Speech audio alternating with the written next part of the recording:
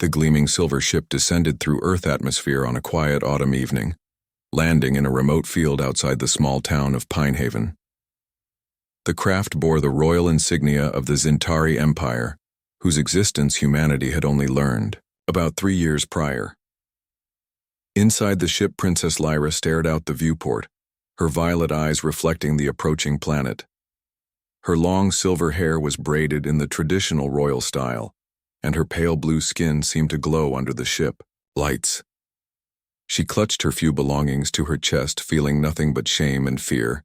The Zintari High Council had declared her infertile after extensive testing, a condition considered the ultimate failure for a member of the royal bloodline. According to ancient Zintari tradition, she was now to be gifted to a compatible species, rather than waste precious royal resources on one who could not continue the line.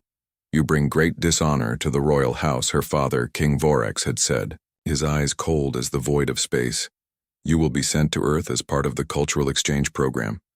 Perhaps there you can serve some purpose, since you cannot fulfill your primary duty."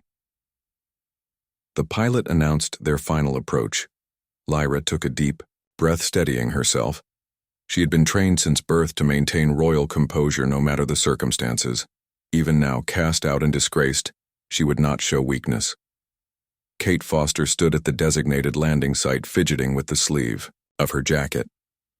The government officials had contacted her only a week ago, asking if she would host an alien visitor. Not just any alien visitor, but a Zintari royal. Kate still could not believe she had been selected. She was a marine biologist with a small house near the coast, nothing special about her at all. The official explained it was because of her work with adaptable marine species and her isolated location. They needed someone who understood biological adaptation and who lived away from major population centers. Kate suspected there was more to it, but the opportunity to meet a Zintari royal was too incredible to pass up. A rush of wind announced the arrival of the ship. The sleek vessel was smaller than Kate had imagined, about the size of a bus, but clearly advanced beyond anything humans had created. The ship settled onto the field with barely a sound, a ramp extending from its side. Kate straightened her posture and tried to remember the greeting protocol she had been taught. Princess Lyra appeared at the top of the ramp, and Kate felt her breath catch. The alien woman was stunning, nearly 7 feet tall with perfect proportions. Her skin was a pale, luminescent blue that seemed to shimmer in the evening light. Her features were delicate yet strong, with high cheekbones and eyes the color of amethysts. 2 small ridges ran along her temples, the only feature that marked her as definitively non-human. Kate stepped forward with what she hoped was a welcoming smile. "Welcome to Earth, Princess Lyra. I am Kate Foster, your host." She bowed slightly as instructed. Lyra descended the ramp with graceful steps, her movements fluid and precise. "I thank you for your welcome, Kate Foster," she replied, her voice musical yet formal. The translation device at her throat converted her words to perfect English, though there was a slight delay. Her eyes scanned the area, taking in the trees, the small buildings in the distance, and the ocean visible on the horizon. "This will be my home now." The ship departed as soon as Lyra's belongings were unloaded, leaving the 2 women standing awkwardly in the field. Kate gestured toward her car parked nearby. "I thought you might be tired from your journey. My house is just a short drive from here." The first days were awkward and tense. Lyra spoke little, ate less, and spent most of her time staring out the windows at the ocean. Kate tried everything she could think of to make the princess feel welcome. She decorated the guest room with star patterns that matched Zintari constellations according to the information she'd been given. She prepared foods that might be similar to Zintari cuisine, though it was hard to know what would appeal to alien tastes. Lyra was unfailingly polite, but distant. She followed Kate through the house, learning about human appliances and customs with a quiet dignity that seemed to mask profound sadness. At night, Kate sometimes heard soft sounds from the guest room that might have been crying, though she never mentioned it. 1 week after Lyra's arrival, Kate received a call from her friend Diane Martinez. "You have an alien princess living with you, and you didn't tell me," Diane exclaimed. "How could you keep this secret?" Kate sighed. Diane worked in government security, so of course she knew it was supposed to be kept quiet. "I don't think Lyra wants attention." Well, too bad I'm coming over tomorrow. Consider it part of my official duties. Plus, I'm bringing Kelly. She will never forgive either of us if she misses. This Kate worried about how Lyra would react to visitors, but perhaps meeting more humans would help the princess adjust to life on Earth. She found Lyra sitting on the deck, watching the waves. Lyra. I have 2 friends coming to visit tomorrow. They know about you and are very excited to meet you. Would that be acceptable? Lyra turned her violet eyes, looking more alive than Kate had seen them since her arrival. On my world, it would be considered improper for someone of my status to mingle with commoners. But I am no longer on my world, am I? She paused, her lips curving in what might have been the ghost of a smile. I would be pleased to meet your friends. Kate Foster. Kate smiled back. Please, just call me Kate. Diane and Kelly arrived the next afternoon bearing gifts and barely contained excitement. Kate had warned them to be respectful, but she knew her friends well enough to worry. Diane Martinez was tall, with dark curly hair, and a direct manner that came from years working in government security. Kelly Thompson was shorter, with red hair and freckles. She taught art at the local community college and had a passion for all things extraterrestrial. When Lyra entered the living room, both women fell, silent, staring in amazement at the alien princess. Kate made the introductions, and was relieved when Lyra bowed gracefully to each of them. I am honored to meet friends of Kate, she said formally. Kelly recovered first, thrusting forward a package wrapped in blue paper. We brought you a welcome gift, she said, her voice higher than normal with excitement. It's nothing fancy, just some things we thought might help you feel more at home. Lyra accepted the package with a curious expression. On my world, gifts are given only at specific ceremonial times, she said. But I have observed that humans have different customs. She carefully unwrapped the package. Inside was a soft blanket patterned with stars, a collection of books about Earth, and a hand-painted mug with her name on it. The books contain information about your world, Lyra said, turning one over in her long fingers. This is most thoughtful. It's a welcome basket, Kelly explained. We give them to new neighbors or friends who move to town. It's tradition. Lyra looked at the items again, her expression softening. This tradition pleases me. The afternoon went better than Kate had expected. Kelly asked questions about Zintari art and culture, while Diane told amusing stories about her work without revealing any classified details. Lyra remained reserved, but she seemed to relax slightly as the hours passed. Even sharing a meal together was easier than Kate had anticipated. Lyra politely tried the foods that Kelly had brought, explaining that Zintari could eat most Earth proteins and carbohydrates, though some spices were too strong for their systems. After Diane and Kelly left, Lyra helped Kate clean up the dishes, a task she had insisted on learning as part of understanding human customs. Your friends are kind, she said as she carefully dried a plate. They did not stare at me too much. Kate laughed. They were definitely staring. They just tried to be subtle about it. But yes, they are good people. Lyra was silent for a moment, then asked, Do all humans form friendships as you 3 have? Kate considered the question. Not all, but many of us have close friends. We choose people, we connect with people who make us happy or who share our interests. Lyra placed the dried plate on the stack with precise movements. On Zintari, all relationships are determined by status and political advantage. Friendships, as you describe them, are considered distractions from duty. The royal family in particular forms no such attachments. No wonder you've been so sad, Kate thought but didn't say aloud. Instead she asked, Would you like to walk on the beach? The sun will be setting soon and it's quite beautiful. The beach became their evening ritual. Lyra seemed fascinated by the ocean, by the constant motion of the waves and the changing colors of the sky. Kate explained the tides, the marine life, and the weather patterns. Gradually, Lyra began to ask more questions, not just about Earth, but about Kate herself. You study the ocean creatures. Kate Foster, she said one evening as they walked along the shore. Just Kate, please, and yes, I'm a marine biologist. I study how sea creatures adapt to changing environments. Adaptation. Lyra repeated the word thoughtfully. Something my people believe they have perfected, yet they send away those who do not fit their ideal. It was the first time Lyra had referenced her banishment. Kate watched as the alien woman stared out at the horizon, her silver hair blowing in the breeze. On Earth, Kate said carefully, we believe diversity makes us stronger. Different traits help species survive changing conditions. Lyra turned to her. Those the Zintari consider imperfect are sent away to spare resources. She hesitated, her voice dropping. They told me I am barren, that I cannot bear children. This is why I was sent here. A royal who cannot continue the bloodline has no value. Kate felt a surge of anger at the cruelty of it. How could they be so certain? And even if it were true, how could they discard their own daughter? Her hand moved instinctively to touch Lyra's arm. The alien skin was smooth and warm under her fingers. I'm sorry, Lyra. That seems like a harsh judgment based on limited information, and even if it were true, your worth isn't determined by your ability to have children. Lyra looked down at Kate's hand on her arm, a gesture of comfort that would never be permitted on her world.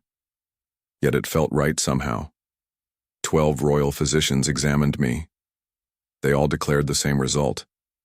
My reproductive system is non-functional. She lifted her eyes to meet Kate's. I have accepted this truth. Kate wanted to argue, to suggest Earth doctors might have different opinions, but she held back. Lyra needed a friend more than a debate.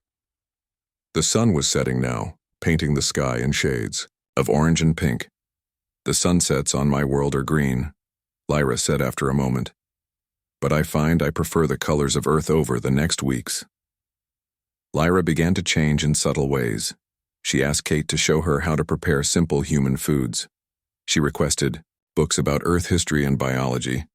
She even asked to visit the research center where Kate worked. The staff had been briefed about their extraterrestrial visitor, but they still stared in amazement as the tall, blue-skinned woman moved through the facility, asking intelligent questions about their work. Diane and Kelly became regular visitors. Each time they came, Lyra seemed more at ease. Kelly began teaching Lyra to paint, a skill no Zintari royal would ever learn, as art was created by designated craftspeople, not by the nobility. Diane brought films and music introducing Lyra to human entertainment. One evening, Kate came home to find Lyra in the kitchen attempting to bake cookies. The alien princess was covered in flour, her usually perfect appearance disheveled. The kitchen was a disaster area. Kelly showed me how to make these, Lyra explained, her violet eyes wide with concern. I wish to surprise you, but I fear I have not mastered the technique. Kate burst out laughing at the sight of the regal princess defeated by cookie dough. Lyra stared at her for a moment. Then her lips curved upward and a musical sound emerged. It was the first time Kate had heard Lyra laugh. Summer arrived, bringing warm days and mild nights. Kate took Lyra hiking in the nearby mountains, swimming in the clear waters of the bay, and to small local festivals where the alien princess drew curious but mostly respectful attention. Lyra still maintained her royal bearing, but she had learned to smile more easily, to laugh at human jokes, and to express her own opinions. Kate found herself looking forward to their evenings together, when Lyra would share stories of her world or ask questions about Earth customs. Some nights they would sit on the deck watching the stars, Lyra pointing out the distant sun that her world orbited. The Zintari believe the stars determine our fate. She told Kate one night our scientists map stellar movements to predict important events. Do you believe that? Kate asked. Lyra was silent for a moment. I was taught to believe it, she said finally. But here on Earth I have learned that perhaps we make our own fate. 3 months after Lyra's arrival, they received an official visit from a government representative. Dr. Linda Watson was the leading expert on Zintari physiology, having worked with the few Zintari diplomats who had visited Earth since first contact. She had requested to examine Lyra, both to ensure her health and to gather data on Zintari adaptation to Earth conditions. Kate felt oddly protective as she led Dr. Watson into the house. Lyra had agreed to the examination, but Kate worried it might remind her too much of the tests that had led to her exile. Dr. Watson was a small woman with gray hair and sharp eyes. She greeted Lyra with formal Zintari gestures that seemed to put the princess at ease. I wish to assure you, Princess Lyra, that this examination is for your well-being and for scientific knowledge only. No information will be shared with the Zintari government without your consent. Lyra nodded. I understand Earth customs are different. I consent to your examination. Kate waited anxiously while Dr. Watson conducted her tests in the privacy of Lyra's room. When they emerged, Lyra seemed calm but thoughtful. Dr. Watson turned to Kate. Princess Lyra is adapting well to Earth conditions. There are some minor adjustments in her biochemistry, probably responses to your local environment, but nothing concerning. I would like to conduct follow-up examinations every 3 months if that is acceptable. Lyra agreed, and Dr. Watson departed, leaving Kate with a sense of relief. She had worried that something in Earth's environment might harm the alien. Princess, is everything truly all right? Kate asked when they were alone. Lyra tilted her head, a gesture she had developed since coming to Earth. Dr. Watson is very knowledgeable about Zintari physiology. She believes the royal physicians may have been incorrect in their assessment of my condition. Kate's heart skipped. What do you mean? Lyra moved to the window, looking out at the garden. I was told I could never bear children. But Dr. Watson believes this may not be true.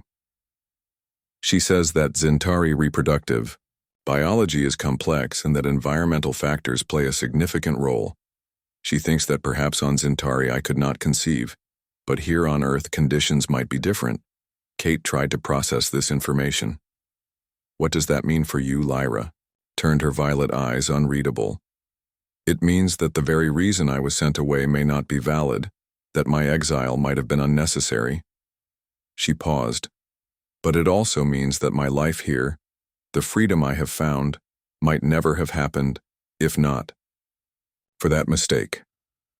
As summer faded into fall, Kate realized her feelings for Lyra had changed. What had begun as curiosity had become friendship, and now something deeper.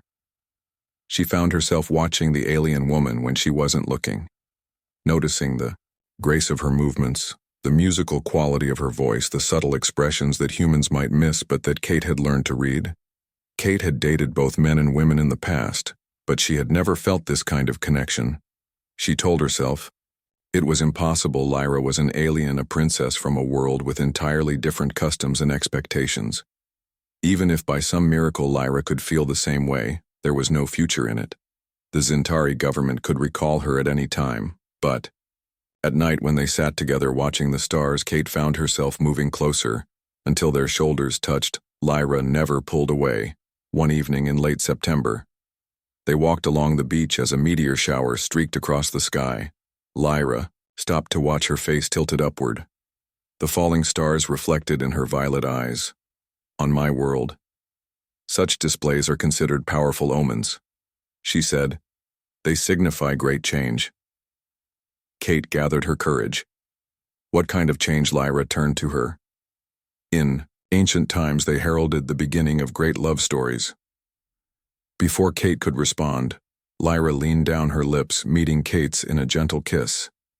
It was brief, but it sent warmth spreading through Kate's entire body. When Lyra pulled back, her eyes were uncertain. Is this acceptable? She asked. I have observed this custom between humans who share affection. I hope I have not misunderstood. Kate laughed softly, reaching up to touch Lyra's face. You understood perfectly. Their relationship evolved slowly. Lyra explained that Zintari were more reserved in matters of physical affection, but that did not mean their emotions were less intense. Kate introduced Lyra to human concepts of dating, though their options were limited by Lyra's distinctive appearance. They cooked meals together, watched films curled up on the couch, and spent long evenings talking about their worlds, their pasts, and possibly their future. Kelly and Diane were unsurprised by the development. About time, Kelly said when Kate finally told them, I knew from the second month you two were perfect for each other. The way you look at her when you think no one notices. Diane was more practical. Have you considered the implications? What if she's recalled to Zintari? What about children? The question of children hung unspoken between Kate and Lyra. Dr. Watson's theory remained just that, a theory. Neither of them dared hope too much, but they found joy in the present, in the simple fact of being together. One morning in early winter, Kate woke to find Lyra already up and dressed, staring out the bedroom window at the ocean. Her posture was rigid, her hands clasped behind her back in the formal Zintari manner Kate had not seen in months. What's wrong? Kate asked. Sitting up, Lyra turned, her expression grave. I received a transmission from Zintari during the night. My father demands a progress report on my cultural mission. He reminds me that while I may be flawed, I am still royal and have duties to perform. Kate felt a chill. The Zintari government had largely ignored Lyra since her arrival, sending only basic communications to ensure she was alive and functioning. Had someone reported their relationship? What will you tell him? Lyra moved to sit beside Kate on the bed. I will. Tell him I am fulfilling my role as cultural ambassador. I am learning Earthways and sharing Zintari knowledge. I will not mention us. She took Kate's hand in hers. What exists between us would not be understood or accepted by my people. And if they... Recall you. Lyra was silent for a long moment. I do not know. I am still royal. I have been taught since birth to obey, but Kate... Her voice softened. I have also learned what it means to choose my own path. 2 weeks after the transmission from King Vorex, Lyra fell ill. The symptoms began with fatigue and dizziness, then progressed to nausea that left her unable to eat. Kate watched with growing concern as the proud princess grew weaker. It's probably just a virus, Lyra insisted. Our medical briefings indicated that some Earth pathogens might affect Zintari, though not severely. I will recover, but when Lyra fainted in the kitchen, Kate called Dr. Watson immediately. The doctor arrived within hours, bringing specialized equipment designed for Zintari physiology. She examined Lyra thoroughly, while Kate waited anxiously outside the bedroom. When Dr. Watson emerged, her expression was unreadable. Kate Foster, I need to speak with both of you, they gathered. In the living room, Lyra sitting straight despite her pallor, Kate pacing nervously. Dr. Watson looked from one to the other. Princess Lyra, you are not ill. You are pregnant. The words hung in the air. Impossible, stunning. Both women stared at the doctor. In disbelief, that cannot be. Lyra protested. I was declared infertile by the royal physicians. Dr. Watson shook her head. The tests are conclusive. You are carrying a child, a hybrid child. The first of its kind. Kate sank into a chair, her mind racing. How is this possible? Dr. Watson pulled up data on her tablet. The royal physicians were not entirely wrong, Lyra. Your reproductive system is indeed incompatible with Zintari biology. But human genetics, she paused. Choosing her words carefully, have different compatibility markers. Human and Zintari DNA have similar base structures despite evolving on different worlds, and something in Earth's environment, perhaps, the different atmospheric composition or trace minerals, has altered your biochemistry, just enough to make conception possible. Lyra turned to Kate, her violet eyes wide with wonder and fear. A child, she whispered. Our child. The next days were a blur of emotions and questions. Dr. Watson explained that the pregnancy appeared to be progressing. Normally, though, there was no precedent for a human Zintari hybrid. She estimated Lyra was about 8 weeks along, and that the pregnancy would likely last 10 to 11 months. The standard gestation period for Zintari. Kate and Lyra spent long hours, discussing what this meant for their future. Their quiet life would certainly change. A hybrid child would be of enormous scientific interest. Human-Zintari relations were still in early stages, and the political implications were staggering. But more, immediately there was the question of the Zintari royal family. My father will demand I return, Lyra said as they sat on the deck watching the winter sea. He will want the child studied, perhaps even taken from me. A hybrid heir would be seen as either an abomination or a powerful political tool. Kate took her hand. We don't have to tell them. Lyra shook her head. They will know eventually. The regular reports. Dr. Watson must file the increased medical attention I will need. And the child. Kate, what kind of life would our child have hiding its heritage? The decision was made for them 3 weeks later. A larger Zintari ship entered Earth orbit without warning. King Vorex demanded to speak with his daughter via secure transmission. Kate stood off camera as Lyra activated the communication device, her heart pounding as the king's face appeared on the screen. He was older than Lyra, with deeper blue skin and cold eyes that seemed to pierce through the transmission. Daughter, the king began formally. Then, stopped, his eyes narrowing as he took in Lyra's appearance, his face contorted with rage. You are with child, he roared. How is this possible? The physicians all declared you barren. Lyra stood tall, facing her father with newfound courage. It seems they were wrong, father. I am carrying a child, a hybrid child, the first in our history. The king's fury was terrifying. He ranted about royal blood, about contamination, about deception. He ordered Lyra to return immediately. The child would be studied and, if deemed acceptable, perhaps given royal status. The mother, he said with a dismissive glance toward where Kate stood, would not be welcome. Kate watched as Lyra's royal demeanor returned her spine, straightening her voice, taking on an imperial tone. Will not return, father. This child is mine and Kate's. We will raise it here on Earth, where it will be loved, not studied. If you wish to declare war over this, so be it. But I suspect the other galactic councils would be interested to learn how you discard royals deemed imperfect after the transmission ended. Kate held Lyra as she trembled. What if he sends soldiers?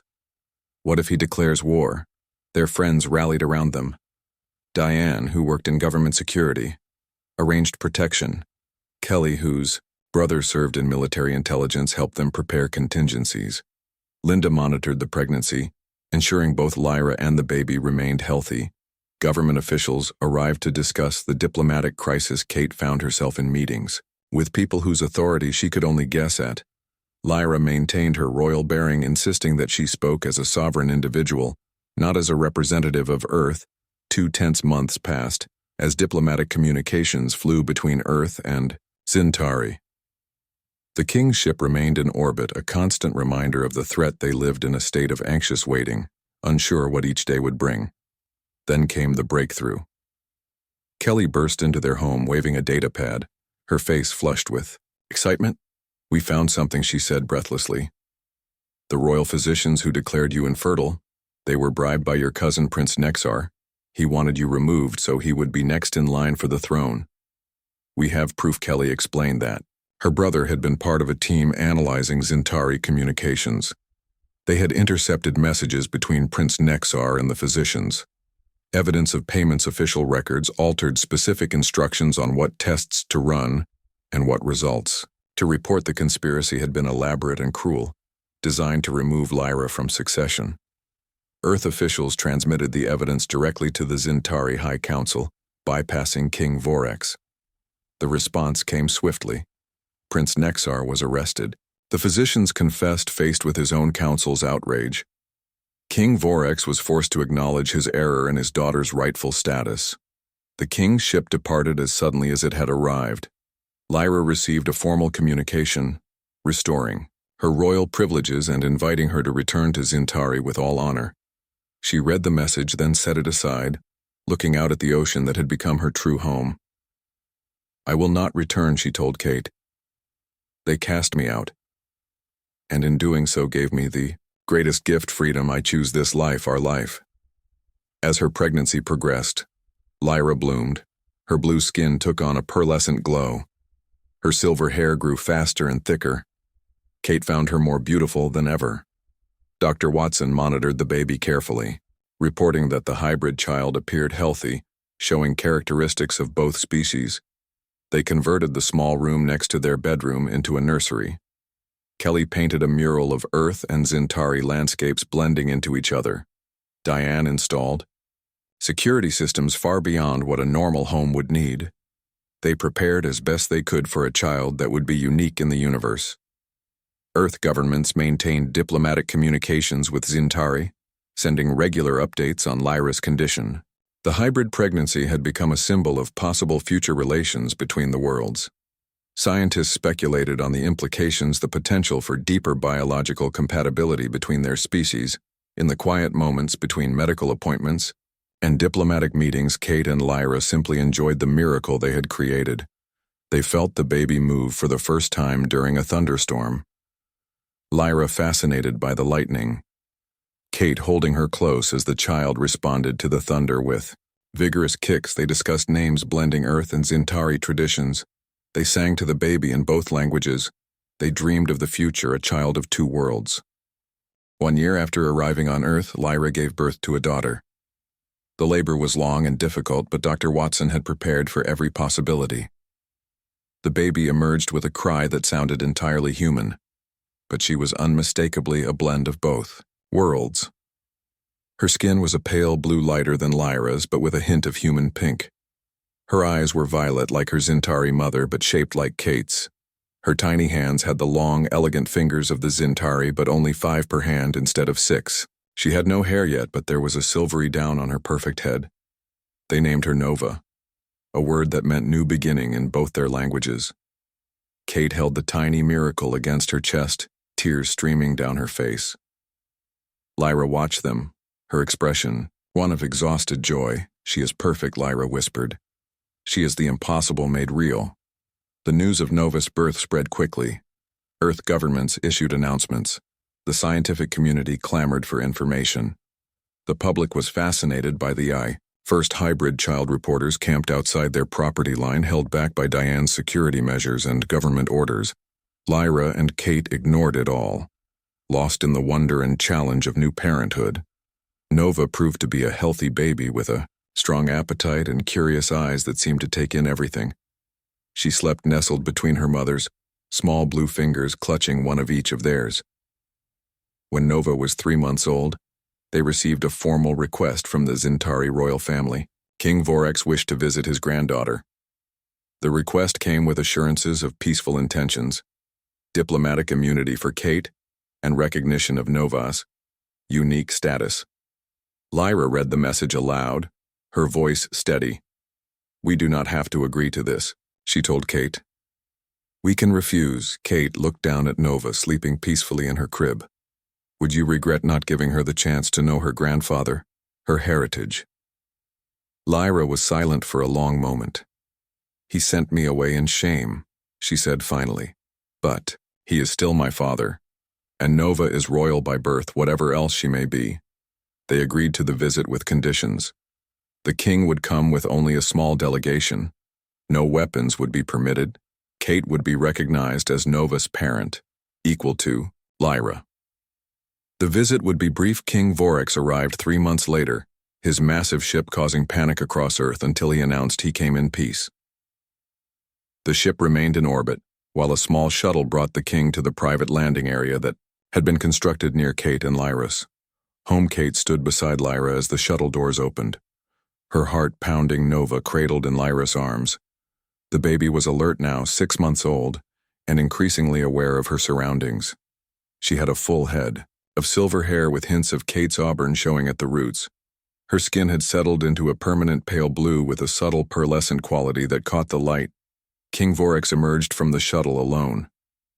He was taller than Lyra, his bearing, regal, his blue skin darker and etched with age. His eyes were the same violet as Lyra's as Nova's. He wore formal robes with the royal insignia, but no ceremonial weapons in accordance with their agreement. He approached slowly, his eyes fixed on the child. Lyra held her ground, Kate at her side. The king stopped a few paces away and, to Kate's surprise, performed the formal bow of one royal to another daughter. He said, his voice deep and measured, "May I see?" The child Lyra stepped forward. Nova looked up at the stranger with curious eyes. The king's face, when he beheld his granddaughter for the first time, showed a mixture of wonder and regret. He reached out one long finger, and Nova grasped it with her tiny hand. "She has the royal eyes," he said, softly. "And your spirit, I see it already." They moved to the house for the formal meeting. The king seemed uncomfortable in the human dwelling. His tall frame awkward on the furniture designed for smaller beings, but he maintained his dignity as they discussed Nova's future. "I have come to offer the child her birthright," he said. "She is royal by blood, however unusual her parentage. She deserves to know her heritage, her people." Lyra listened without expression, while Kate fought to keep her fears from showing. The thought of losing Nova, even temporarily, was unbearable. "Will you take her back to Zintari?" Kate asked, unable to remain silent. The king turned his violet gaze to her, a look that had intimidated diplomats across the galaxy. "For the first time you have spoken directly to me, human. You fear I will take the child, yes? Kate answered honestly, "I do." The king was silent for a moment. "Perhaps once I would have," he admitted, "but recent events have forced me to reconsider many things." He looked at Lyra. "My daughter was sent away based on falsehood and treachery. For this I bear responsibility." Then he looked at Nova. "The child is unprecedented, a bridge between our worlds. Perhaps her place is not on Zintari or Earth alone, but between them. Connecting us, his proposal was unexpected. The establishment of a permanent Zintari embassy on Earth with Lyra as Ambassador Nova would be recognized as royal with rights of succession, but would remain with her mothers. The king would visit Earth regularly to instruct Nova in Zintari traditions. In return, humans would be welcomed on Zintari in greater numbers. Scientific and cultural exchanges would increase. It was more than they had dared hope for. Lyra maintained her royal composure throughout the negotiations, but Kate saw the relief in her eyes before departing. The king spent time alone with Lyra. After he left, she told Kate what had been said. He apologized. She said softly, "In all my life, I never heard my father apologize to anyone. He said his pride nearly cost him his daughter and granddaughter. He said he sees now that perhaps the old ways are not always the best ways." Nova grew quickly, showing traits of both species. She walked early, her balance perfect. Her first words were, in both languages, Mama and Amar, the Zintari word for mother. She was stronger than human children, more resilient to illness. Her mind was quick, absorbing everything around her. The Zintari embassy was constructed near their home, a graceful building that blended the architectural styles of both worlds. Lyra divided her time between diplomatic duties and motherhood. Kate continued her marine research, often with Nova in tow. The little girl fascinated by the ocean creatures. King Vorex visited. Every 6 months, bringing royal tutors and gifts, he doted on Nova in his formal way, teaching her Zintari history and customs. Prince Nexar remained imprisoned, his conspiracy exposed. Other Zintari royals visited, curious about the hybrid child who might one day rule. Nova grew up with the best of both worlds. A human mother who taught her compassion and curiosity. A Zintari mother who taught her dignity and tradition. Friends from both species. Diane and Kelly remained constant presences in her life, honorary aunts who spoiled her shamelessly. Sometimes at night they still lay under the stars, Kate and Lyra and little Nova marveling at how a medical mistake, an exile, and an unexpected love had changed the course of 2 civilizations. When Nova asked about their story, as she often did, Lyra always ended with the same words. Sometimes being sent away is how you find your way home. As Nova grew, the first of her kind, she became a symbol of what was possible when different worlds came. Together, the Zintari, who had once discarded those deemed imperfect, began to reconsider their rigid traditions. Humans who had feared the alien learned to see the person beneath the blue skin. Kate often watched her daughter playing on the beach, silver hair flying in the wind, small blue feet splashing in the waves.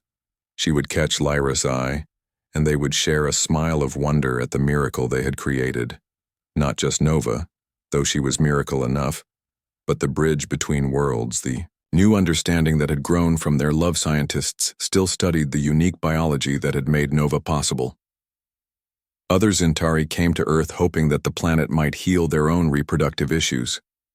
Some succeeded, creating more hybrid children. Nova was delighted to no longer be unique, to have playmates who shared her dual nature. Lyra never returned to her role as princess, preferring her new life as ambassador, mother, and partner. She maintained diplomatic relations with her homeworld, but made it clear that Earth was now her home. Kate sometimes marveled at the transformation from the formal, distant princess who had first arrived to the warm, confident woman who now shared her life. Nova, at 5 years old, was already showing signs of diplomatic skill, mediating disputes between her human and Zintari playmates with surprising wisdom. She moved between cultures with ease, showing neither the rigidity of the Zintari nor the impulsiveness of humans, but a balance of both. Watching her, Kate and Lyra knew that the future would bring challenges.